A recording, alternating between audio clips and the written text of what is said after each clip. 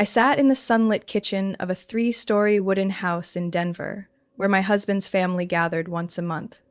On the table were scones, fresh fruit, and a ceramic mug with blue patterns that my husband, Patrick, had just placed in front of me.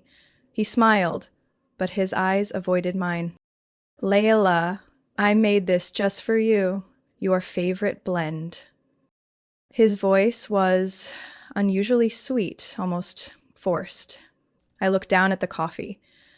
Steam rose with a metallic scent tinged with something sharp, like bleach. I frowned. The discomfort started in my lower stomach, not because of the coffee, because of memory. Just last month, in this very house, I ended up in the ER after eating cake that Patrick's cousin Camille had made herself.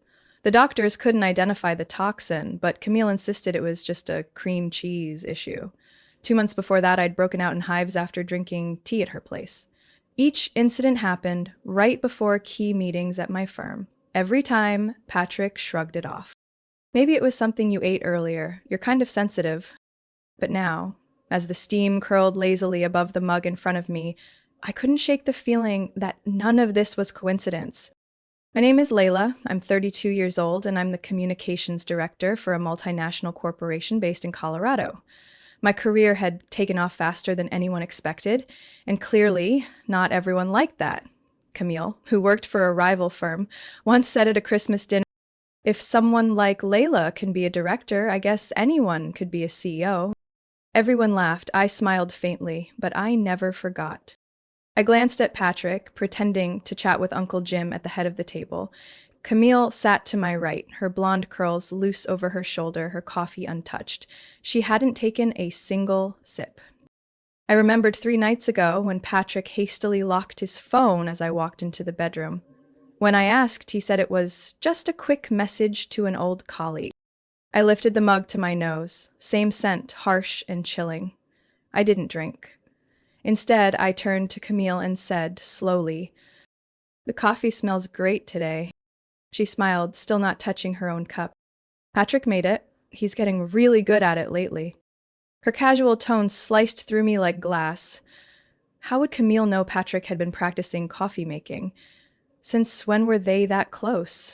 The more I thought about it, the tighter my chest became. I couldn't take my eyes off the coffee. I had once doubted, now I was almost certain.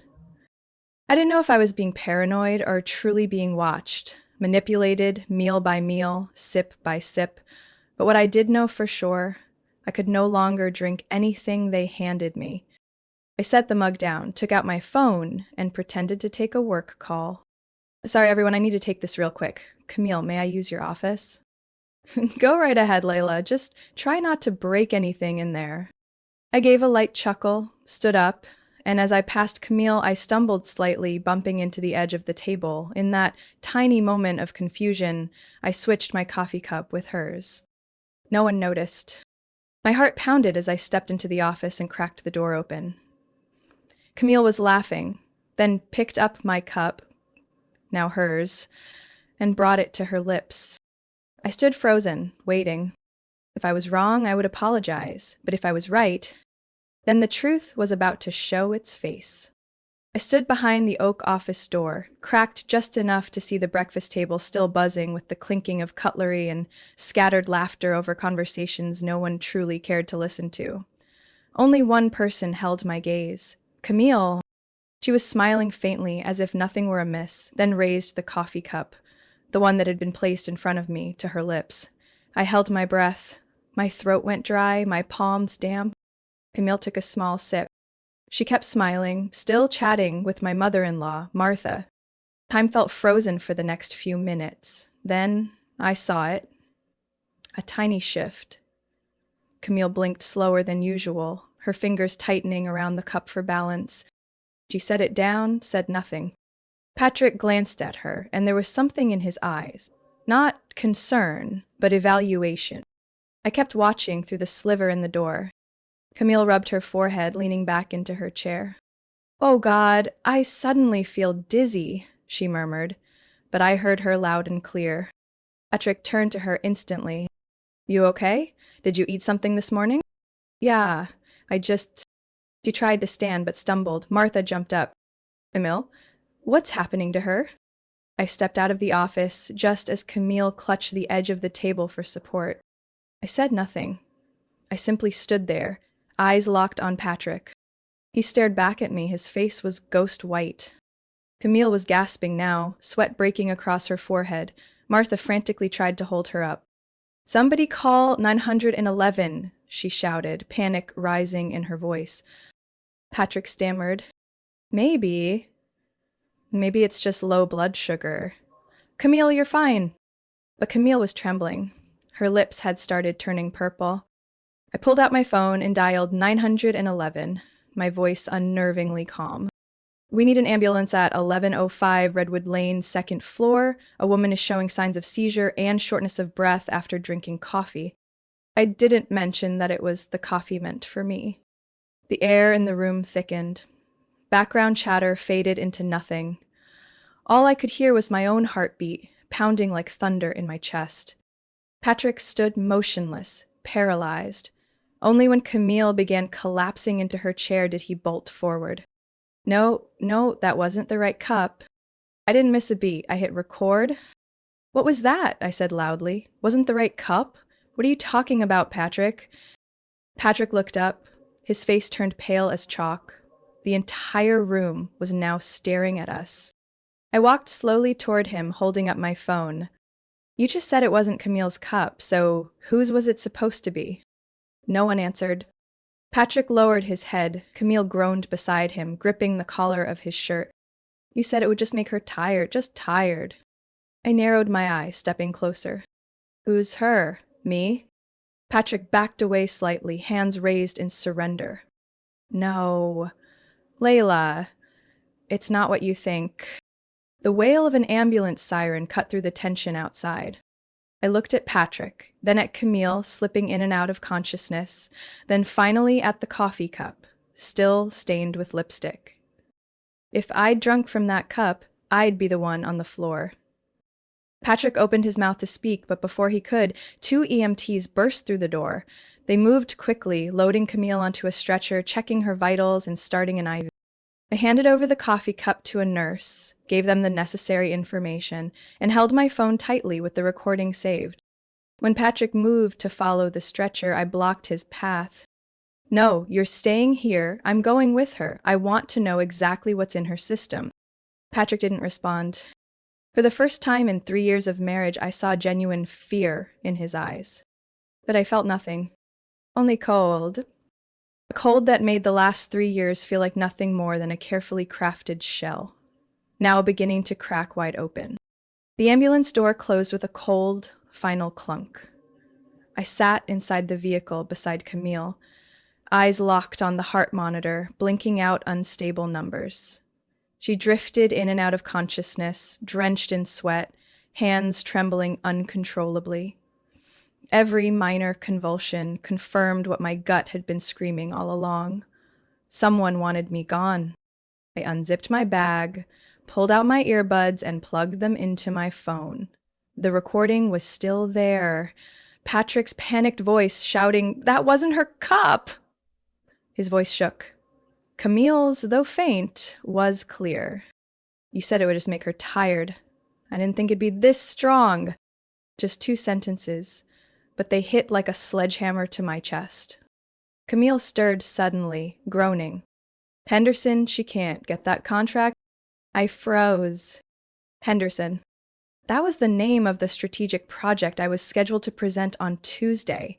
A $7 million, 0 cents contract, and the client's director had stated, verbally, that I was the one they wanted leading it, no one else. Camille, a project director at rival firm River Lake Group, had made multiple attempts to secure the Henderson contract. But they didn't choose her. They chose me.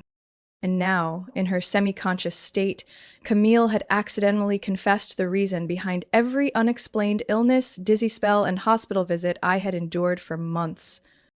The ambulance pulled up to the entrance of St. Gabriel Hospital. The doors swung open. I stepped aside so the paramedics could wheel Camille out. "Are you family?" one of the nurses asked. "I'm her sister-in-law. I need to accompany her to the ER. I have important information the doctors need to hear. They nodded. I followed them in, still stunned by what had just unfolded. In the emergency area, a young physician approached quickly, assessing Camille's condition. I handed over my phone. Listen to this part. She admitted to putting something in the coffee I was meant to drink. I believe she's reacting to the same substance. The doctor frowned, inserted the earbuds, and connected the device to his tablet. I waited. The fluorescent lights cast a sterile white across my face, but all I could hear were Camille's words looping in my head. Patrick knew, and he didn't stop it. A minute later, the doctor looked up and gave me a short nod. We'll run a full toxicology panel. What you've provided will be turned over to hospital security. You can wait in the hallway outside. I sat on one of the benches, gripping my phone so tight my fingers ached. 10 minutes later, Patrick appeared down the corridor, shirt untucked, looking like every drop of blood had been drained from his face. Layla, I just wanted... Don't, I cut in. I recorded everything. I also have the text messages between you and Camille from Thursday. Make sure she misses the pitch. You sent that right when I started prepping the Henderson presentation. He froze. I wasn't done. I kept the older messages too, the ones where you asked about doses, about my allergies. He shook his head. Camille pressured me. You don't understand. No, I understand perfectly, I said, each word sharp and deliberate. You didn't have to pour the coffee. You just had to look the other way. And you did exactly that. Patrick stepped closer, reaching for my hand. I backed away. Don't touch me. I sent copies of everything to my lawyer this morning. You know I always back up important things. Now I've started backing up my life. Footsteps echoed down the hall. A female officer in hospital uniform approached. Ms. Layla Brooks, we need your statement. The investigation team will arrive shortly. I nodded. I'll fully cooperate. Patrick slumped onto the bench, speechless. I looked at him, the man who once stood beside me in a brick church in Boulder, as my husband, now a willing accomplice in a scheme to eliminate me over a contract. Camille made the move. He held the door open, but I was still standing. And the real story was just getting started. I stepped into the secure conference room on the 3rd floor of St. Gabriel Hospital, where internal security and the forensics team were jointly handling the case. The room was chillingly cold, lit by harsh LED lights that shone down on a metal table in the center. On it, 2 sealed evidence envelopes containing blood and coffee samples. A female officer named Evelyn Delaney greeted me with a serious look.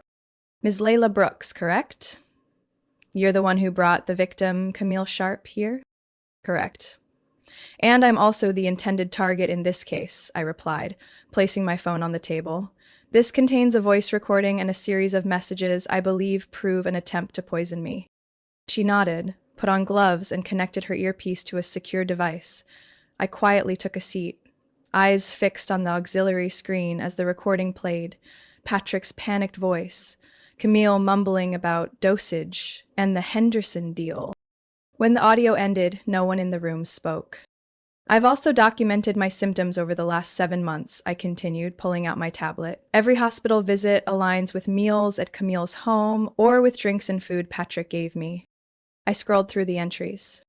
April 2, severe headache, hospitalized 6 hours after dinner at Camille's. March 15, full body rash after drinking tea Patrick made. June 7, abdominal pain and vomiting after eating salad. Camille brought to the office. Each entry had attached medical reports and message confirmations. Evelyn glanced at me, and for the first time I saw a flicker of respect in her eyes. You've tracked this closely. Because I knew I wasn't imagining it, I just didn't have proof, not until this morning. A forensic technician knocked and entered, holding a tray of test results. Preliminary report, Camille's blood contains high levels of scopolamine, typically used to manage nausea or dizziness, but in high doses it can cause confusion, temporary memory loss, even respiratory arrest. Exhaled sharply. My heart raced, not out of fear, but because the confirmation had finally come. Scopolamine was the same drug a doctor had suspected during my March ER visit, but they couldn't prove it at the time. The coffee sample also tested positive for the same compound. Dosage was nearly double. Evelyn nodded, signaling the technician to log the evidence. Let's forward everything to the lead investigator from the Denver Police Department. We'll also need search warrants for the homes and offices of Patrick Brooks and Camille Sharp. I've already emailed my lawyer, Gregory Langston, I said.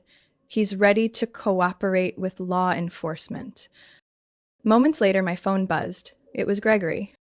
Layla, I've received the full data. I'm heading to the hospital now with someone from the district attorney's office. They'd like you to sign a formal criminal complaint before moving forward. I nodded to myself. I'll be waiting in the third-floor conference room. As I ended the call, Patrick appeared outside the glass hallway, his eyes locked on the room like he'd been electrocuted. He raised a hand, about to open the door, but two security officers immediately blocked him. I stood up and walked toward the glass.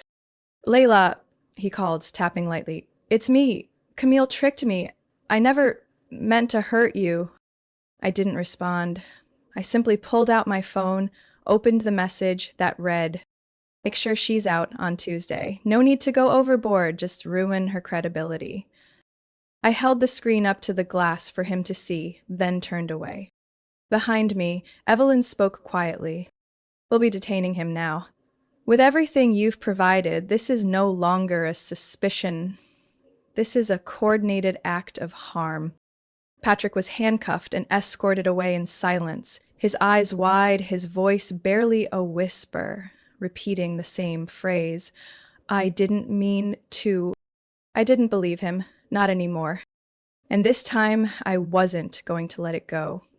Not out of love, not out of nostalgia, not for anyone.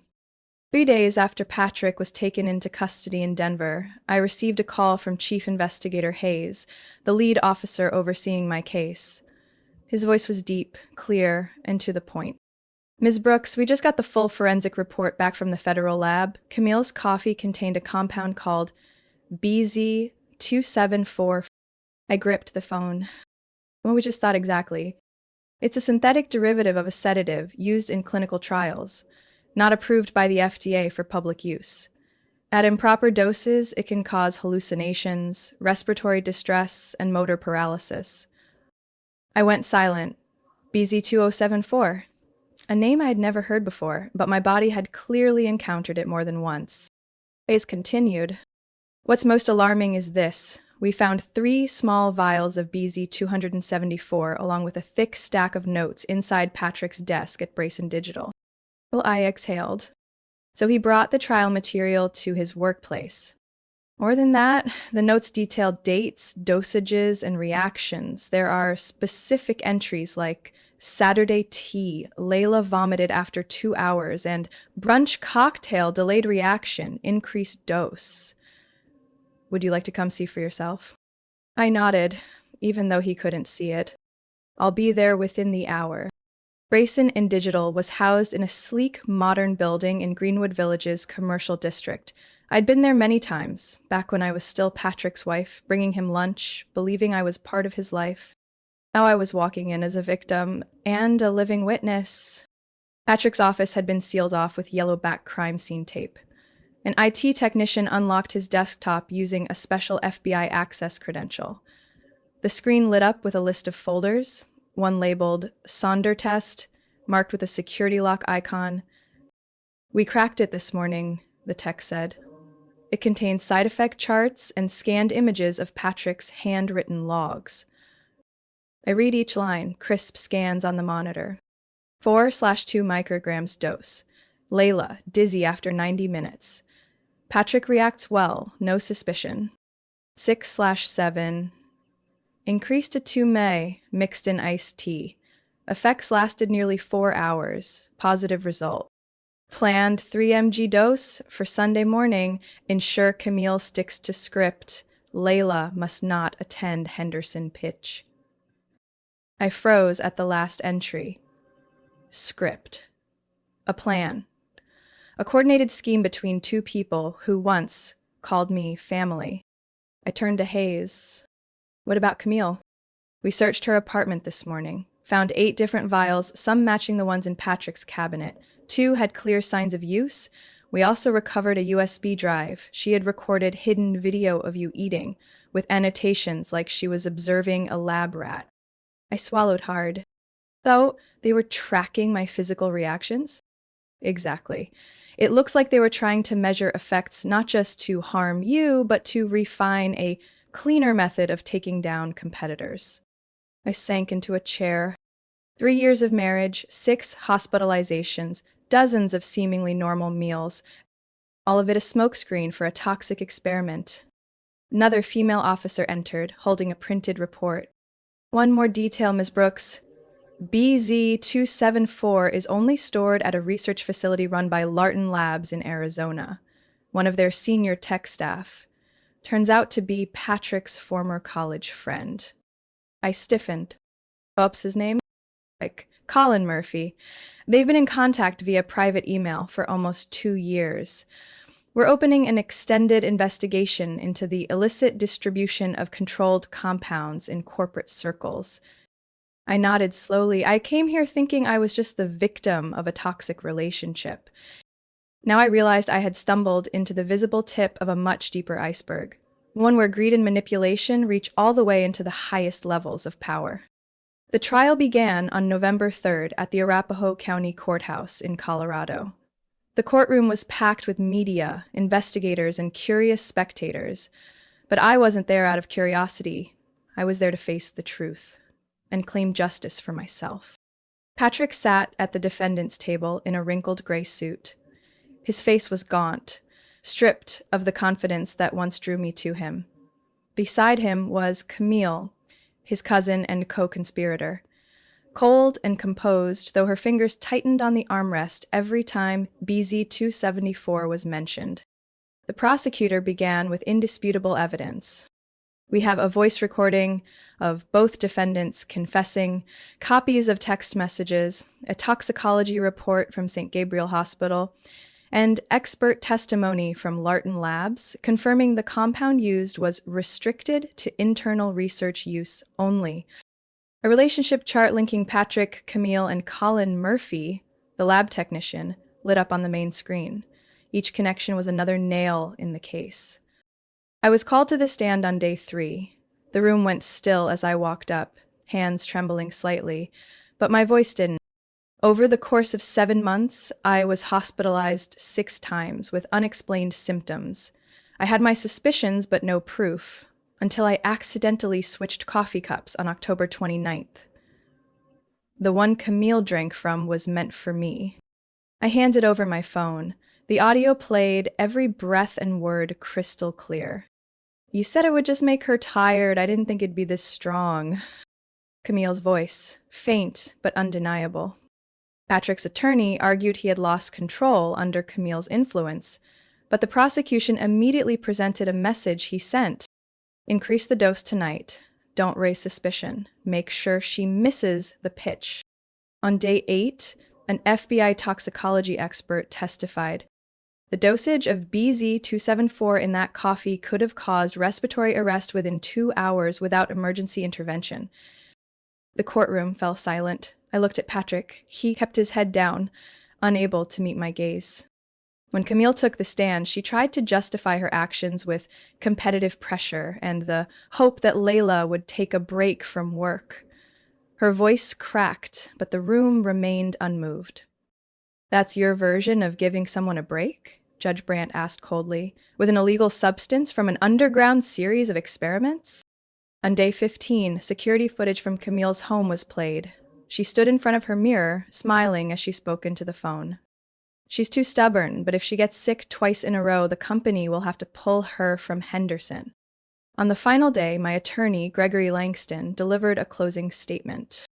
This wasn't simply a case of sabotage. It was premeditated harm, strategically executed with a clear motive, removing a person for financial and personal gain. The verdict was delivered on the afternoon of day 21. Patrick Brooks and Camille Sharp, you are found guilty of second-degree attempted murder, unlawful use of controlled substances with intent to harm, obstruction of justice, and illegal possession of toxic agents. Patrick was sentenced to 28 years in prison. Camille, as the one who sourced and administered the drug, received 32 years. I didn't feel joy, but I felt light. As they were led out of the courtroom, Camille looked back at me. There was no smugness in her eyes, only fear. I remained still in the now mostly empty courtroom. On the screen, they were still projecting a photo from the Henderson pitch, where I had stood tall, delivered my presentation, and didn't falter. The very moment they tried to erase. But I didn't just show up, I survived, I spoke the truth, and I won. In life, in truth, in justice. 1 year after the verdict, I stood backstage at the Four Seasons Hotel in Seattle, preparing to walk onto the stage as the keynote speaker at the National Business Leadership Forum. The room ahead of me wasn't a courtroom. There were no defendants' benches, no evidence bags, no medical charts. Instead, over 400 people, CEOs, founders, market strategists, were waiting to hear me speak on the topic: rebuilding trust in a ruthless competitive environment. I, Layla Brooks, now a senior executive at Clearwave Media, was once the target of a calculated attack, masterminded by my own husband and his cousin. But today, I wasn't here to defend myself. I was leading. As I stepped into the spotlight, the room fell into focus. I drew a breath and began. A year ago, I had to fight to prove something that should have been obvious, that I deserved to live and work without being poisoned, just because I was better at what I do. A wave of applause broke out from the front row. I continued without pause. Sometimes the person threatening your future isn't a stranger. Sometimes it's the one who makes you coffee in the morning and smiles like they mean it. The room fell quiet, just long enough for the meaning to land. I wasn't just talking about myself. I was speaking for everyone who's ever been betrayed, in the workplace, in their family, even in love. I gave a brief version of my journey, from suspicion to audio recordings, texts, hospital beds, investigators, and the courtroom. I ended with a quote I had written on the whiteboard above my desk. "Trust is not rebuilt through silence, but through action." I smiled as I closed.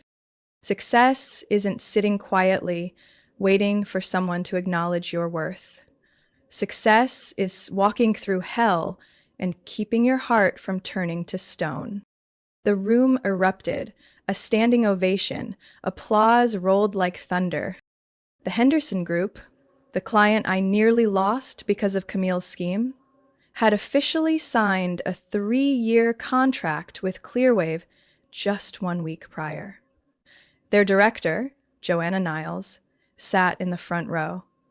After my speech, she embraced me and whispered, "We didn't choose you just for your talent. We chose you because you showed us that real strength begins where everything else seems to end."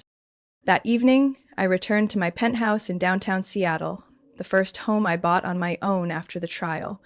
Floor-to-ceiling glass, facing Puget Sound, and a painting by an independent artist who once escaped an abusive marriage. I poured myself a glass of red wine, settled into my armchair, and opened my laptop. In my inbox, a headline from the Denver Business Chronicle. Patrick Brooks and Camille Sharp officially transferred to federal prison.